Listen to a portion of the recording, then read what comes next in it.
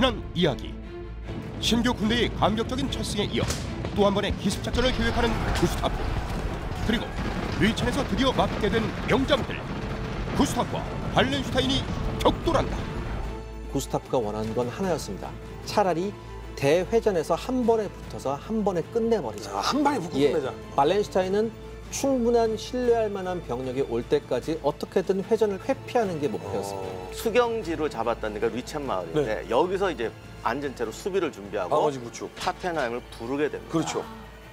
그래서 구스타프가 공격하고 발렌슈타인이 막는 이런 형태의 전투가 벌어지게 되는데 이게 바로 30년 전쟁사에서 가장 유명한 리첸 전투죠. 그럼 이제 붙게 되는 건가요? 근데 이제 오전 7시 30분에 이제 당시 시간이 정확하게 나와요? 리첸 같은 경우에는 전투 기록이 1시간 단위로 기록을 해놨습니다. 제가 그걸 정리해놨습니다. 9시가 되자 안개가 약간 걷히거든요. 이때 양측 군대가 서로를 처음 봐요. 리첸 전투 그 두 번째 이야기. 그러니까 지금 어쨌든가 안개가 걷히고 9시에 서로의 모습을 드디어 봤잖아요. 네네. 이제 10시경에 스웨덴군 포대의 일부가 도착을 합니다. 네. 그래서 스웨덴 포대가 드디어 불을 뿜기 시작을 하죠. 여기에 대응을 해서 이제 황제군의 포도 불을 뿜기 시작하는데 서로 거리가 워낙 멀었던지라 별다른 뭐 피해는 서로 없었어요. 그리고 안개가 아직 완전히 걷히지 않은 상태에서 폭까지 서로 쏴대니까 연기 때문에 앞을 못 보는 상황이 됩니다. 아, 이럴 거면 좀 푹 자지. 아, 이거 왜 7시 반에 일어났어? 아, 이거 되게 피곤하거든요. 아침잠 5분이 얼마나 소중한데. 그러니까요. 아, 그리고 특히 겨울이라면서요. 겨울에 아침에 일어나기 얼마나 힘든데요. 사실 겨울에 안개가 더 끼잖아요. 네, 일교차 그럼요. 때문에. 완전히 연막 친 것처럼 안개가 꼈던 거죠. 그럼 또 9시에 서로 얼굴 보다가 10시에 뿌뿌뿌뿌뿌 해서 자욱해지고 이제 11시가 됐습니다. 네. 그래서 드디어 이제 진짜 구스타프가 얼마나 참았어요. 진격. 예, 기병을 이끌고 우위에서 돌격을 합니다. 네. 근데 여기서 재미난 게 발렌슈타인이 구스타프 전술을 배웠다고 하지만 그래도 발렌슈타인이 옛날처럼 거의 일선 예비대를 두긴 했는데 전체적으로는 일선 대형이었고 대신에 대형 하나하나의 두께를 두껍게 했어요. 그래서 기병 같은 경우도 6열 이런 식으로 했어요. 그런데 정작 공격하는 구스타프는 열이 발렌슈타인 군의 절반이었어요. 그러니까 어떻게 보면 두꺼운 벽을 향해서 얇은 벽으로 돌격하는 거예요. 근데 이 개울 때문에 도하를 못 하니까 네. 병사들한테 주변에서 목재를 구해서 빨리 임시 교량을 만들려고 해요. 근데 이 구스타프가 이렇게 명령을 내리고 난 다음에 두 번째 명령이 있는데 그 두 번째 명령이 정말 재밌어서 제가 다시 눈이나 얼음 혹은 얼음이 녹은 물 같은 거 마시지 마라 이런 얘기를 해요. 뭔 얘기예요? 예, 그래서 도대체 왜? 그러니까 그때 당시에는 식수 같은 걸 잘 안 가지고 다녔기 때문에 강물 같은 거 떠마시고 녹은 물 같은 거 먹을 경우가 있었어요. 17세기면 내가 봤을 때 1급수인데? 당시에 갑자기 찬 게 몸속에 들어가면 탈날 경우가 많았대요.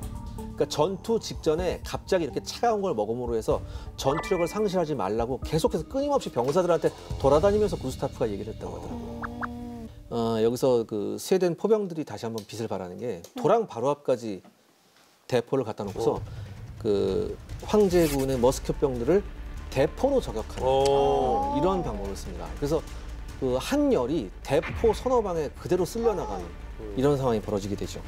그게 근데 이 포가 가는 거리가 충분했나요? 도랑 앞에까지 경량 대포를 끌고 갔다는 건 네. 거기서 머스켓총을 맞을 수도 있어요, 사실.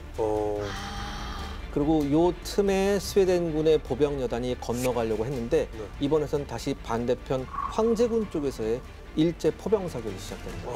단 7문의 포병이 사격을 했는데 거의 그 3분의 1의 보병이 쓸려나갈 정도로 역시 스웨덴군도 피가 만만치 않았죠. 다리 만들어 놓은 다리가 폭이 좁다 보니까 아무래도 좀 어쩔 수 없었어요. 쏠려서 가야 되니까. 실제로는 다리로 건너는 게 아니라 그냥 나중에 몸으로 밀고 그랬겠죠. 들어가는데 네. 이날 전투는 아무튼 호락호락하게 과거 전투처럼 이렇게 훅 밀고 갔더니 훅 밀리고 이런 건 없고 밀릴 때 밀리더라도 싸우면서 밀렸어요. 버티면서 밀리고. 예, 그래서 우측에서도 아주 치열한 격전이 벌어졌는데 홀크도 사실 되게 딱 삼국지 장비 같은 스타일이어가지고 그 발렌슈타인 부하들도 제일 싫어했대요.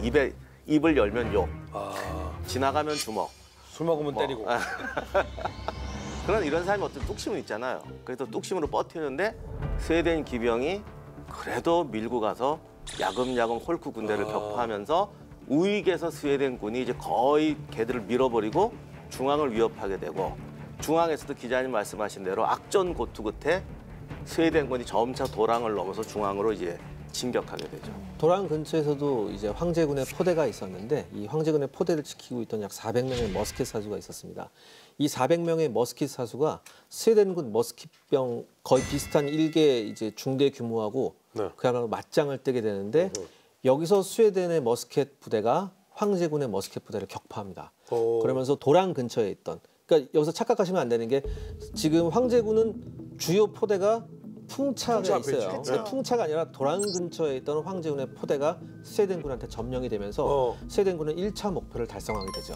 하지만 최종 목표는 풍차 앞에 있는 포병대대를 점령해야 스웨덴이 이긴 거고요. 아무튼 여기서 제일 신나는 게 그거잖아요. 적군 대포 뺏어서 뒤로 돌린다. 그렇죠. 이 상황까지 벌어지거든요. 딱 괴멸 직전까지 가요. 그 발렌슈타인은 굉장한 위기인데요.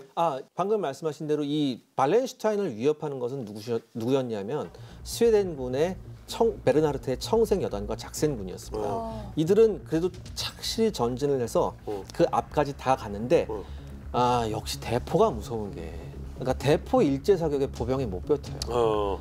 그 발렌슈타인이 나름 그 사거리까지 충분히 끌어들인 다음에 대포로 일제 사격을 하니까 여기서 거의 절반이 없어집니다.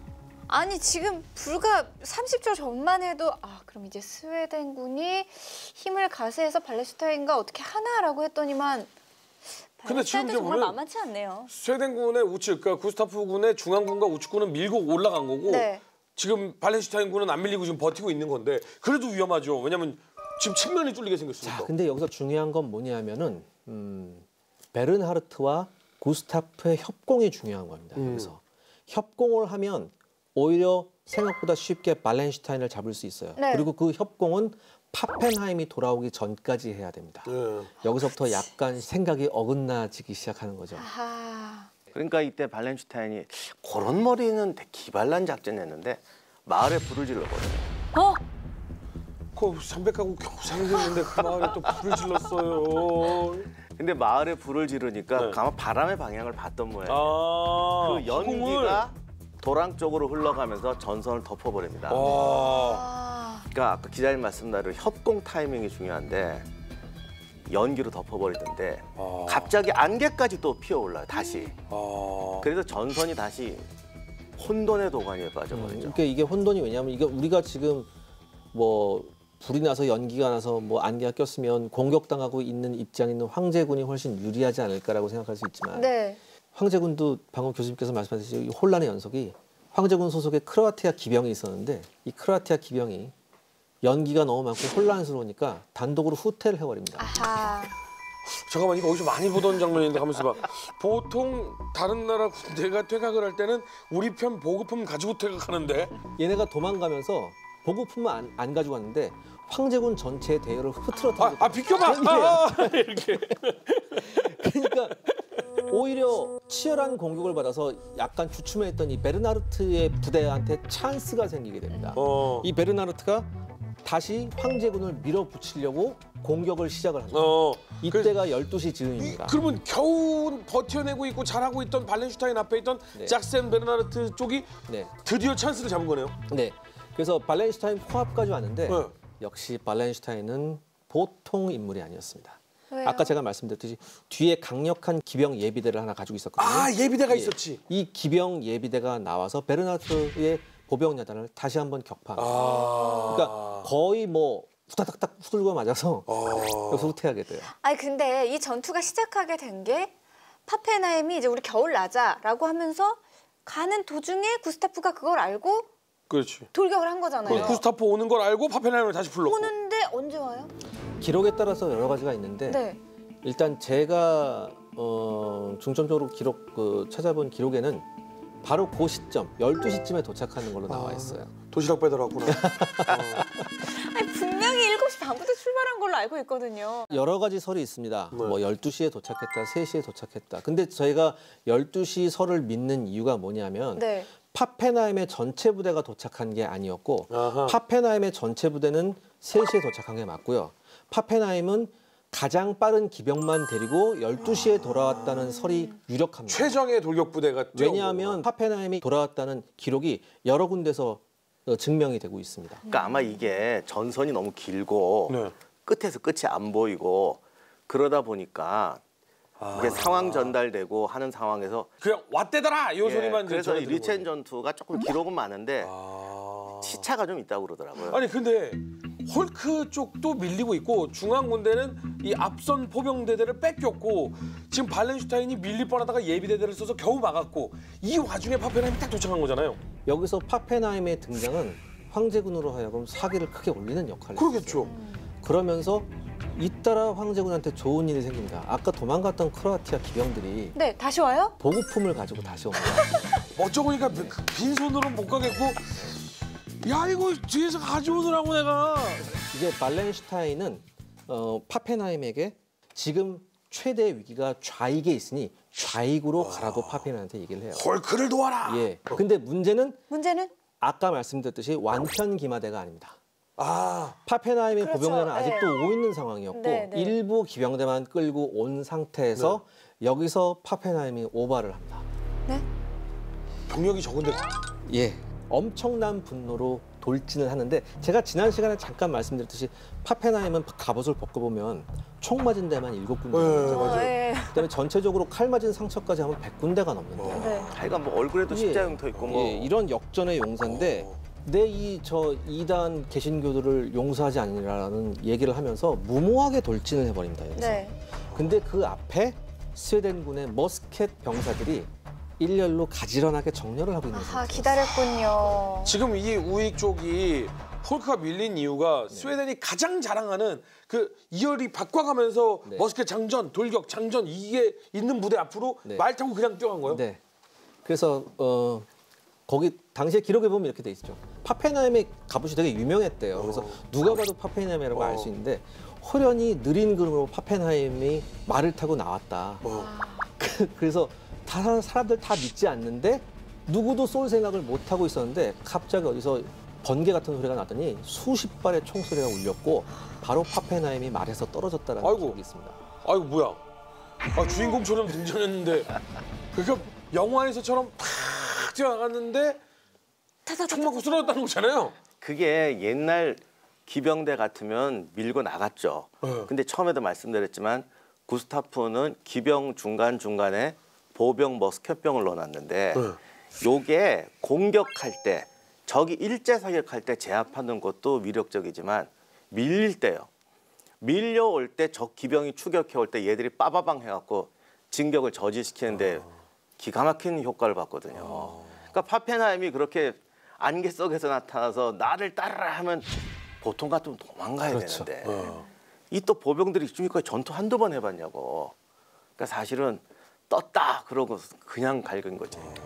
그 파펜하임은 여기서 3발을 정확히 맞고 말에서 떨어집니다. 보병들 훈련이 잘 돼가지고 전혀 동요하지 않고 그쪽에다 집중 사격을 날린 거예요. 당황하지 않고 파펜하임에게 빵. 근데 이제 근데 이거 너무 허무해요. 파펜하임으로서는 참 서글픈 게 뭐냐면 네.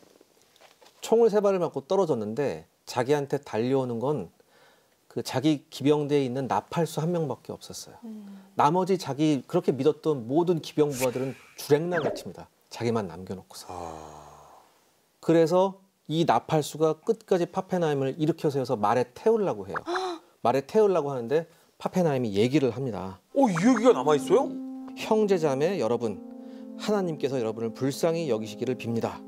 너희 중 한 명이 아직도 황제를 위해 열렬히 싸우지 않겠냐라고 하면서 도망가는 자기 부하들 뒤에 대고 이렇게 얘기를 합니다. 왜 도망가느냐 이러면서. 그러면서 결혼 반지에다 키스를 하고서 결혼 반지를 빼서 그 전달해달라고. 나팔수한테 주면서 아내한테 꼭 전해달라고. 근데 그 나팔수는 살았나요? 예, 나팔수는 살아서 그 기록을 반- 남겼잖아. 예, 이 마지막 얘기를 누가 전해줬을까? 반- 그러니까요. 아니 근데 그 앞에 있던 머스켓병들은 왜 나팔수에겐 쏘지 않아요? 전하라고. 아 이게 한 번 쏘면 네. 시간이 좀 걸리고 이때만 해도 그렇게 예, 나팔수 그런 안 경우에는 쏴요. 안 쏴요. 아, 그러니까 떨구면 된 거지 확인 사살하고 아, 잘 이러지 않아요. 돌아가라고. 그래서 이렇게 해서 파펜하임이 사망하게 되고 파펜하임의 사망은 곧 제국군의 붕괴로 이어집니다. 이 지역에 있었던 모든 제국군들이 파펜하임의 죽음을 목도하고 이 지역이 완전히 무너지기 시작해요.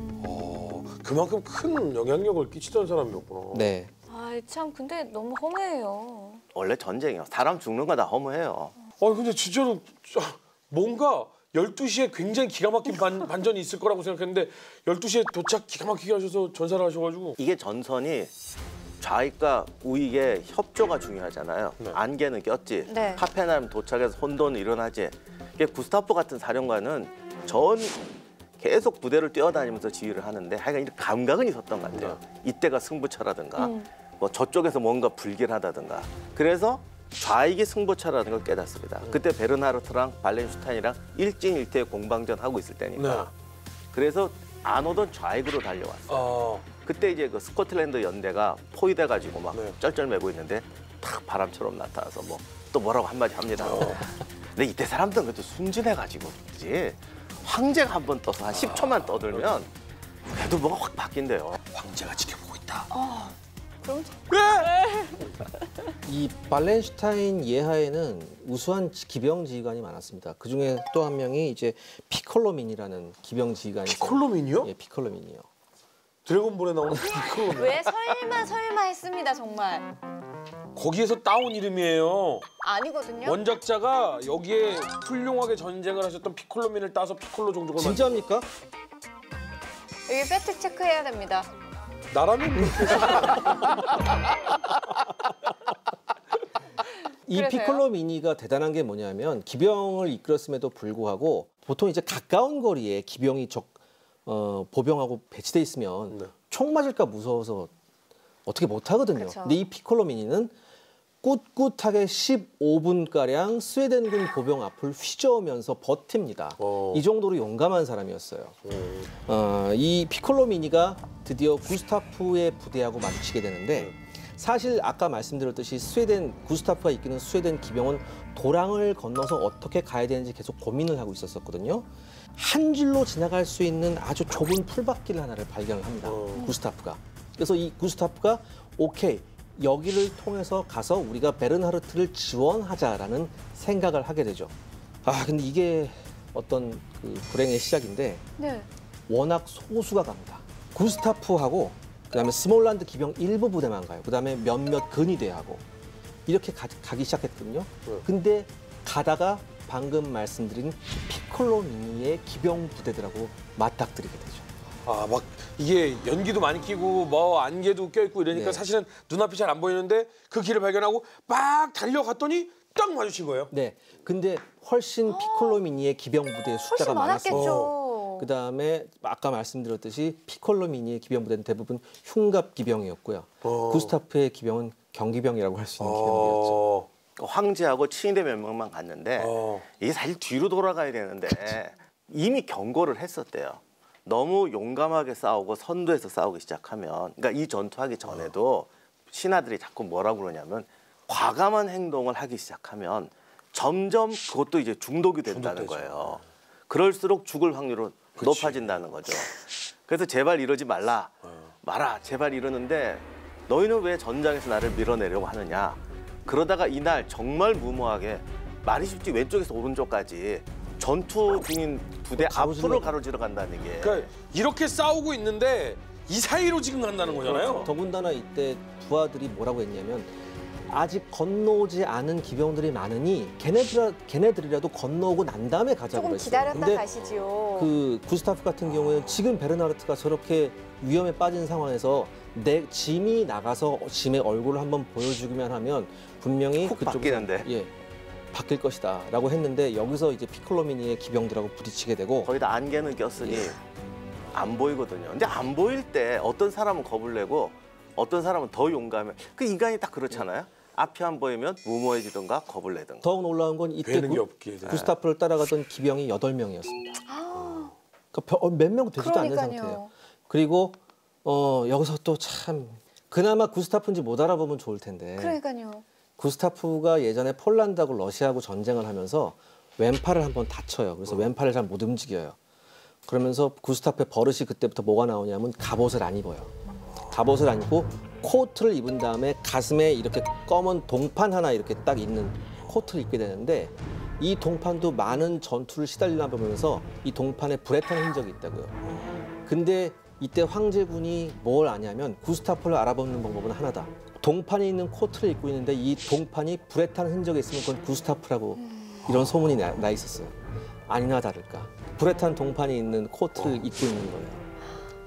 총알이 난무하기 시작하는데 첫 번째 총알이 구스타프가 타고 있던 말의 목을 스치고 구스타프의 왼팔을 두 동강을 냅니다. 아이고야. 왼팔이 완전 날아가요.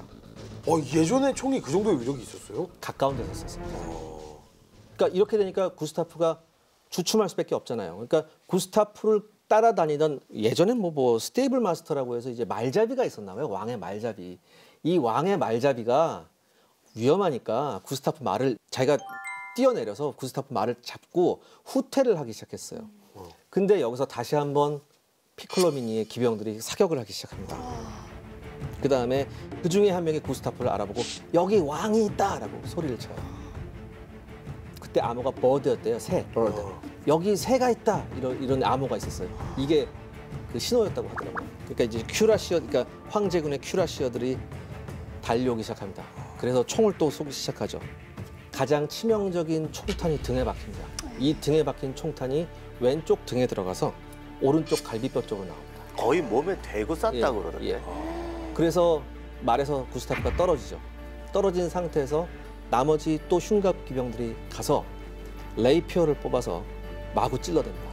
구스타프. 마구 찔러대요. 그리고 마지막에 구스타프가 완전히 이제 만신창이가 되는 상태에서 한 명의 황제군 큐라시어가 다가와서 물어봅니다. 당신 누구냐고. 구스타프는 스웨덴의 왕이라고 얘기하죠. 그러니까 이 황제군의 큐라시어가 내가 당신의 고통을 끝내주겠습니다. 그래서 권총을 뽑아서 관자명에 여기다 대고 쌌어. 자, 이렇게 돼서 구스타프는 이제 사망을 하게 되는데 이 다음이 조금 더 좀 참혹한 게 이제 피콜로미니 부하였던 사람들이 아직 그 관자놀이에 총을 맞은 구스타프의 시체가 계속 경련을 하고 있었거든요. 근데 피콜로미니의 부하들이 거기에 달려들어서 코트를 벗겨내요. 왕의 전리품을 챙겨 코트 벗겨내고 부츠 뒤에 왜 박차라고 있죠. 보통 옛날 왕 박차는 뭐 금으로 돼 있었대요. 그거 뭐 부츠 벗겨내고 기념품 챙긴다고 다 뽑아가요. 다 하는 거예요. 이제 거의 알몸 상태가 돼 있는 상태에서 이때 뒤늦게 스웨덴 기병들이 도착을 합니다.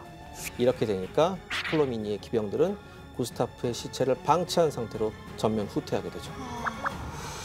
어찌 보면은 이 구스타프와 아까 이야기를 들었을 때는 파펜하임이 최후가 좀 비슷하다라고 생각을 했어요.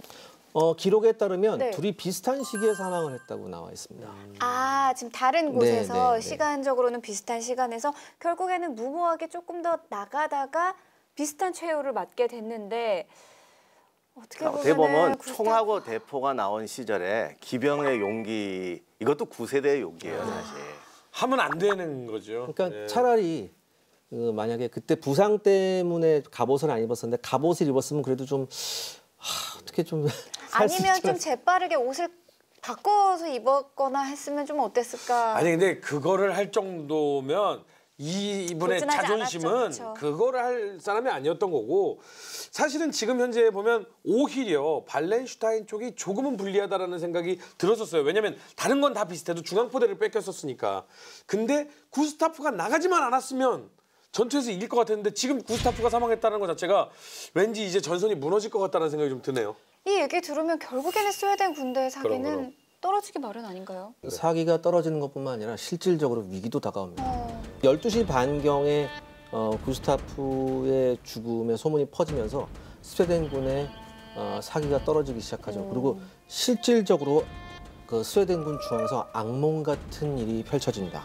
도랑에 배치되어 있던 그 황제군 포열이 스웨덴군의 중앙부를 강력하게 공격하기 시작해요. 근데 이 중앙부에 누가 있었냐면 이제 브라헤라는 그 장군이 지휘를 하고 있었는데 이 브라헤는 구스타프한테 명령을 하나 받은 게 있습니다.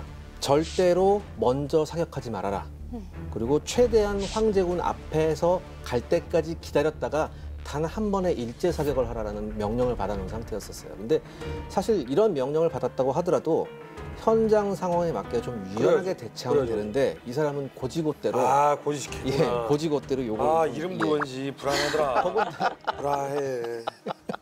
더군다나 지금 브라의 여단은 그 스웨덴군의 여단은 방어하는 입장이 아니고 공격하는 입장이거든요. 그럼 스웨덴군의 전통적인 장기, 일제 사격 다음에 오보 전진 이런 식으로 착실하게 나가야 되는데 계속해서 적의 사격을 견디면서 앞으로 나가는 전법을 택하게 돼요. 아직 포가 발사 안 됐으니까. 예, 그러면서 그 황제군 입장에서는 거대한 먹잇감이 타켓탄에 들어온 거죠.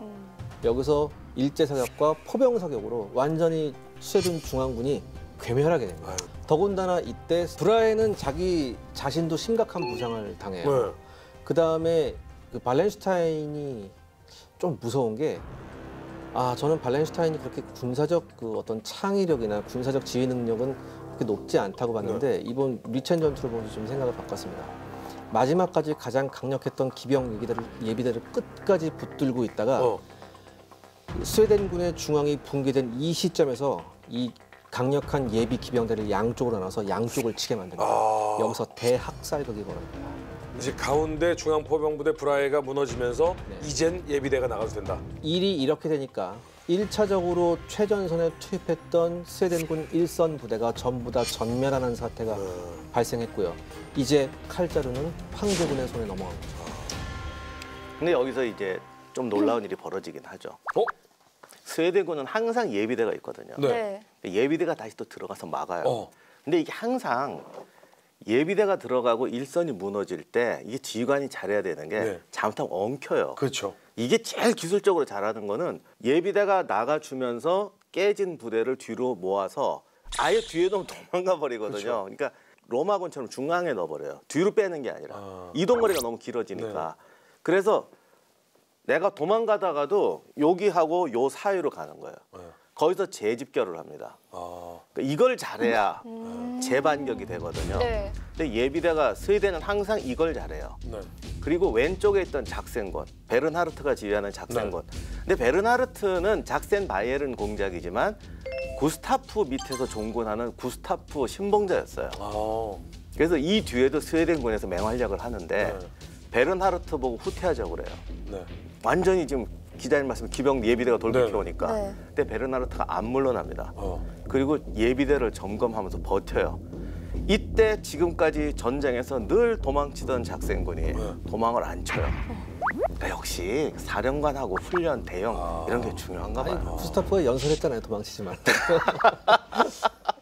근데 그분이 가셔가지고 근데 베르나르트 보고도 도망가자 후퇴하자고 그랬는데 죽으면 죽으시 못 간다고 버텨요. 그러니까 구스타프 연설을 베르나르트는 제대로 들은 것 같아. 무려 7번이나 공격을 막아냅니다. 그러니까 대단한 거죠. 시원했네. 그런데 여기서부터 이제 제일 극적인 상황이 벌어지는데 스웨덴군 중앙부가 황제가 전사했다는 말을 듣더니 갑자기 돌변을 해버립니다. 어떻게요?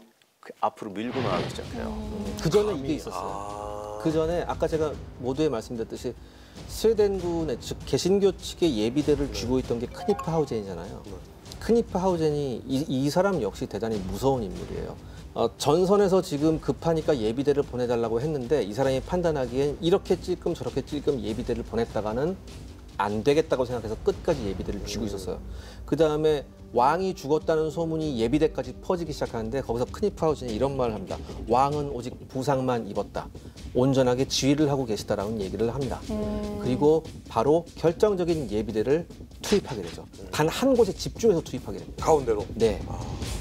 근데 스웨덴군의 맹목적인 충성심이에요? 왜 왕이 죽었으면 일단은 도망가야 정상 아닌가? 근데 이게 순간적으로 약간 그렇게 된 거 아닐까요? 구스타프가 뒤에서 지휘만 하는 지휘관이었다면 사령관이 전사했다 그러면 기회 그리고 보급품부터 챙겨서 튈 텐데 그동안 스킨십을 해왔잖아요. 그러니까 구스타프는 항상 전쟁터에서 위기에 봉착했던 또는 격전의 순간에 부대에 나타나서 10초라도 인사를 하고 사라졌다고요. 그러다 이제 다 알 거 아니에요. 우리 왕은 이렇게 싸운다. 이렇게 해놓으니까 병사들이 이제 복수심에 불타는 거예요. 그리고 황제군의 예비대가 투입되는 바람에 우익 스웨덴 기병은 지금 아침부터 싸우고 있는데 최고의 위기를 맞아요. 병력에서 완전히 밀리거든요. 여기에 제일 늦게 전해져요. 한 오후 4시쯤에 전해졌대요. 황제가 죽었다고. 근데 이 기병이 또 제일 가까운 늘 같이 싸우던 애들 아니에요. 그때부터 얘가 완전히 저기 뭐냐 버서커 모드가 버서커 모드로 들어가서 마구 공격해서 밀어붙이기 시작해요. 그러니까 내 살을 베어라. 난 너의 뼈를 찌르고 다니겠다 이러면서 달리는. 다시 한번 스웨덴군의 단 7문의 경량 대포가 도랑 근처에서 포대를 설치하고 황제군한테 격렬한 포격을 시작하게 됩니다. 오히려 전세 역전이네요. 네, 근데 이게 좀 영화 같은 얘기인데 포병대 7문의 대포를 끌고 갈 때 기병하고 같이 갔대요. 그래서 앞에 있는 황제군은 그냥 스웨덴군의 기병이 돌격하나 보다라고 이렇게 보고 있어서 기병 사격을 대비하고 있어서 머스켓병들이 이렇게 하고 있는데 미리 쏘지 않았던 거죠. 갑자기 기병들이 갈라지면서 포대 7개가 보이더니 일제 사격을 하더라고요. 여기서 일선에 있던 황제군 보병들이 대열이 무너집니다. 그 하루 종일 싸워서 못 넘던 도랑을 스웨덴군 전체가 중앙을 넘겨버려요. 그리고 동쪽에서는 기병이 완전히 저쪽을 밀어버립니다. 그렇게 되니까 발렌슈타인 중앙군이 보니까 이것들이 막 밀고 오는데 결정적인 게 동쪽에서 스웨덴 기병이 이겼어요. 그러면 드디어 측면을 감고 들어오게 되거든요. 그러니까 이제 공포의 질서 중앙군도 밀려나게 돼요. 여기서 다시 한번 이제 베른하르트가 등장하게 되는데 베른하르트 부대는 원래 만신창이가 됐잖아요. 근데 재편성에서 겨우 돌아갔단 말이에요. 겨우 재편성에서 돌아가는데 다시 나갈 엄두가 안 나는데 여기서 크니프하우젠이 베른하르트를 설득시킵니다. 뭐라고 하냐면 첫 번째, 이제부터 총지휘관은 당신입니다. 라고 얘기를 해요. 두 번째, 여기서 그냥 후퇴하시겠습니까? 당신한테 좋은 기회가 될 수도 있는데요. 라고 딱 해요. 황제가 죽었다는 걸. 여기서 패배감에 쩌들어있던 베르나르트가 한 번에 확 돌아요. 한 번에 확 돌더니 갑자기 딱 나가서 첫 마디가 뭔지 아십니까? 우리는 지금부터 죽거나 전쟁에서 이기는 것만을 생각한다. 이런 얘기를 병사들한테 합니다. 사실은 딴 생각하고 있는 거죠. 너네는 그 생각만 해. 난 생각할 거야. 그러면서 이래요. 왕의 복수를 하자. 그러면서 쫙 나가는 거예요. 애들이 와 나가는 거 그때부터. 야, 근데 진짜로 생각했던 거와는 정반대 결과예요, 지금. 그러니까요. 구스타프가 이 전장을 누비던 구스타프가 죽으면서 이젠 당연히 황제군이 밀고 내려올 거라고 생각했는데 반대로 밀고 올라갔어요.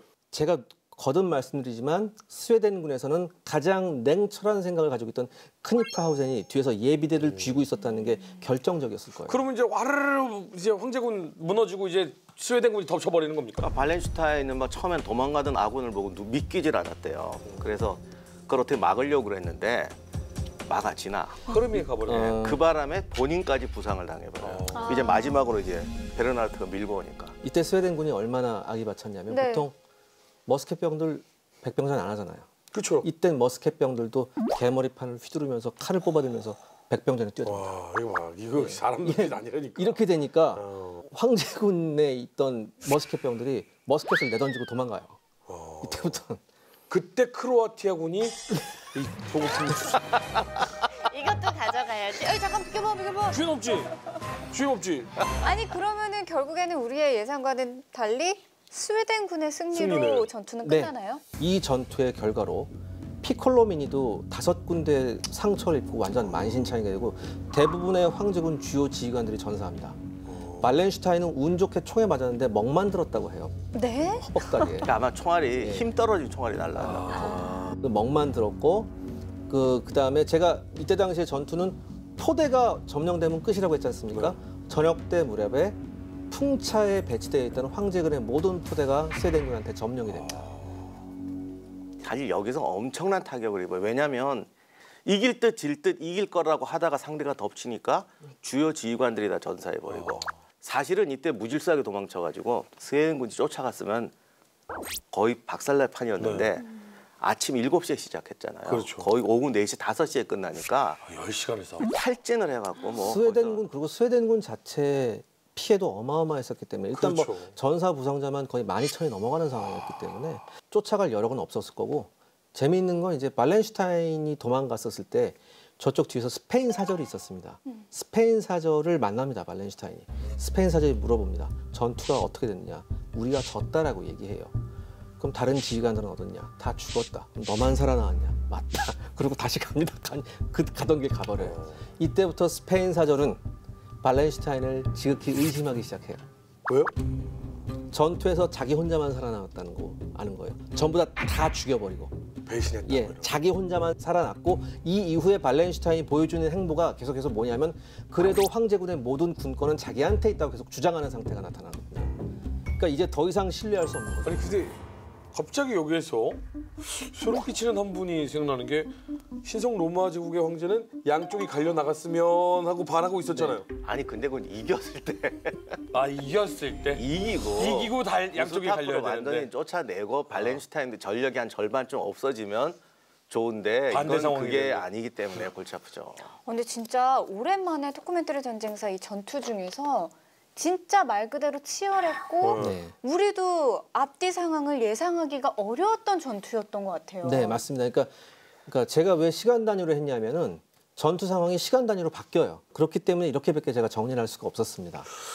근데 사실 이 정말 여지껏은 그냥 스웨덴의 왕이 이렇게 제국의 황제가 되기 위한 욕심을 드디어 부렸다. 뭐 이 정도로 이해하고 있었는데 부하들의 지금의 행보를 보면 구스타프가 어마어마한 인물이었다. 어마어마한 존경과 믿음을 가지고 있었던 인물이었다라는 게 느껴지는데 그러면 이 스웨덴 군인들이 구스타프의 시신을 수습을 하러 갔을 것 같은데 수습을 나중에 하고요. 수습을 하게 되고 이제 뺏겼던 코트는 나중에 뭐 오스트리아한테 돌려받는다고 하는데 한참 후에. 예, 한참 후에 돌려받는데 이제 코트에 남아있던 상처를 바탕으로 법의학 분석을 했어요. 스웨덴에서. 제가 그걸 이번에 자료를 봤는데 네. 무려 뭐 10군데가 넘는 레이피어 상처가 있었고 치명상은 역시 등에서 관통한 권총이었다. 뭐 이런 결과가 나왔습니다. 그리고 그 구스타프의 코트의 소매 쪽에서도 그 법의학 조사를 해보니까 정말 많은 양의 구스타프의 피가 아닌 다른 피와 그 다음에 화약 잔여물이 정말 많이 남아 있었다는 거더라고요. 그만큼 예, 열심히 이 사람도 싸웠다는 얘기죠. 구스타프 40도 안 되는 나이에 스웨덴 역사상 가장 큰 영토 그리고 어떤 꿈을 꿨던 인물이잖아요. 아마 스웨덴 국민들이 우리 같은 말을 하는 것을 뭐 이렇게 똑같이 생각을 한다면 만약에 구스타프가 죽지 않았다면 이런 전제하에 스웨덴 역사를 많이 얘기했을 것 같다 그런 생각도 좀 드네요. 그래봤자 전쟁만 더 많이 했겠네. 아니 그나저나 구스타프도 전사를 했고 파펜하임도 전사를 했는데 유일하게 살아남은 인물이 발렌슈타인이잖아요. 네. 도대체 어디 갔나요? 발렌슈타인은 이때부터 이제 또 상황 판단을 해요. 이게 지금 왜냐하면 낙동강 오리알 상태거든요. 이게. 근데 이 사람은 쇠매어지죠. 굉장히 발상의 전환을 많이 하는 것 같은 인물이었거든요. 근데 그러기에는 너무 크게 졌어요. 그러니까 아니 모든 걸 다 잃었어. 모든 걸 다 잃었어. 아니 그래도 아직 완전히 잃지는 않았고 발렌슈타인은 정말 돈 벌었으면 사업했으면 성공했을 것 같아요. 그러니까요. 근데 사업은 하셨잖아요. 항상 말했던 게 이 사람이 가장 추구했던 게 명예였잖아요. 그러니까 정치로 나오니까 이렇게 되는 거죠. 그래서 또 발상의 전환을 하세요. 근데 네. 사업가는 아무리 발상의 전환을 해도 상관없거든요. 근데 정치가라는 건 이게 결국은 은근히 줄기가 있어야 되는데. 신망을 잃으면 그렇죠. 아무것도 할 수 없죠. 이제 구스타프도 사망하니까 또 생각해 보는 거예요. 자, 내 군대도 없어졌지만 페르디난트 군대도 없어졌어. 그렇잖아요. 로마 제국 황제도 네. 없죠. 구스타프 죽었어. 네. 신교는 기댈 군대가 없어. 신교도 이제 없죠. 예. 나는 그때 군대도 좀 남았고 군대를 다시 키울 수 있는 역량이 있어. 돈 있죠. 결국 나만 남은 거예요. 아 그렇게 생각을 그렇죠. 그러면서 독일 내에 있는 그러니까 저 영지 내에 있는 가장 중요한 영지를 차지하려고 해요.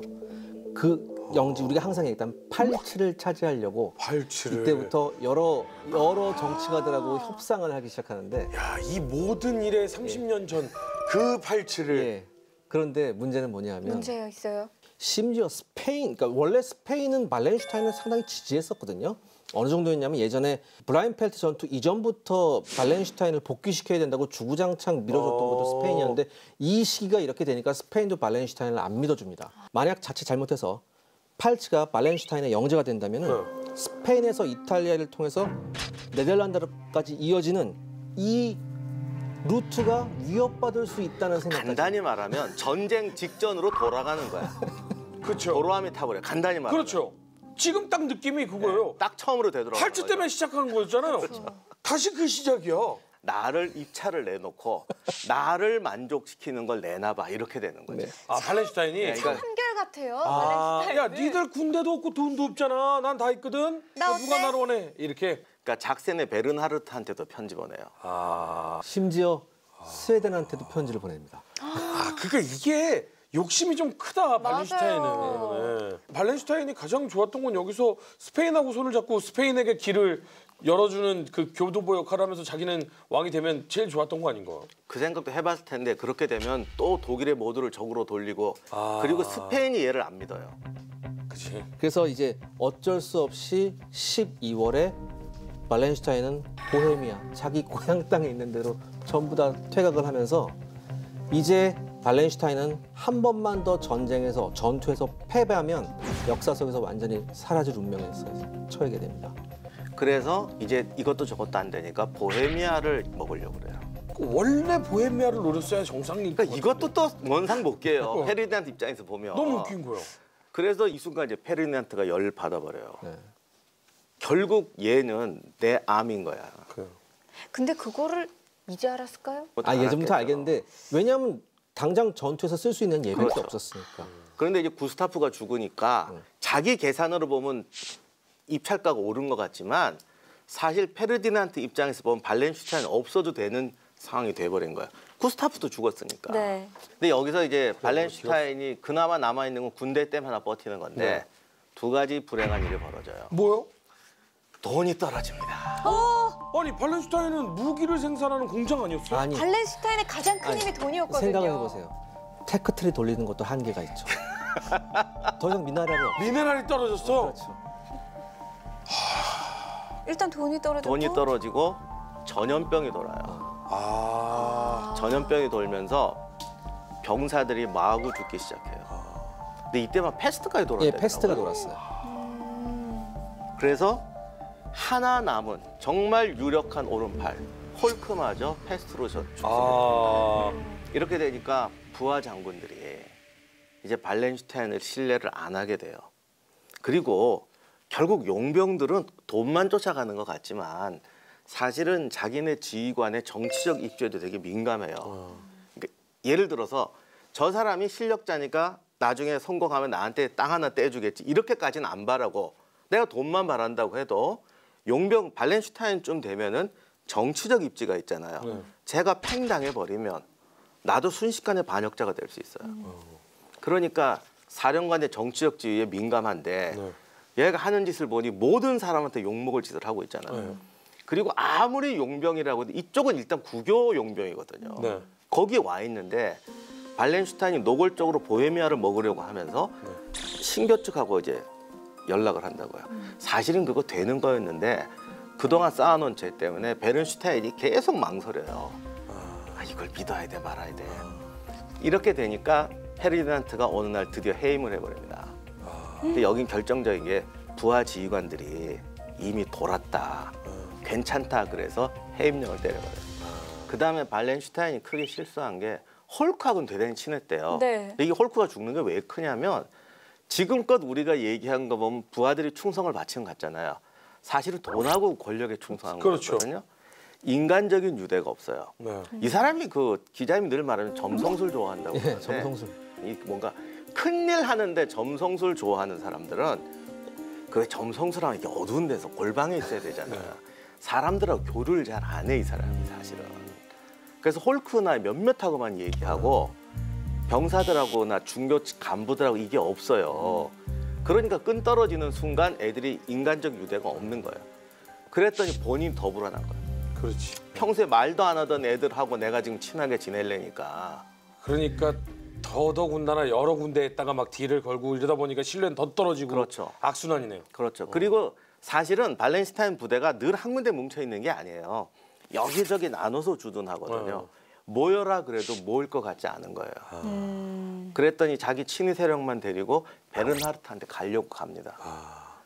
그래서 자기 이제 부하들 지나서 모으려고 그랬는데 이제 다 아는 거야. 저놈이 지금 신교 쪽으로 간다. 이젠 마지막 남은 그 명예마저도 없어진 거죠. 네, 그리고 합스부르크가 해서 얘 잡으러 오고 그래서 이제 자기 친위병 한 1000명하고 가는데 애들이 보니까 이걸 따라가기도 그렇잖아요. 어떻게 하겠어요? 결국 설마요. 어느 마을에 들어갔을 때 그 지역 연대장이 발렌슈타인의 충성을 바치겠다. 그리고 이제 파티하자고 그래요. 식사하자고. 술 먹이고.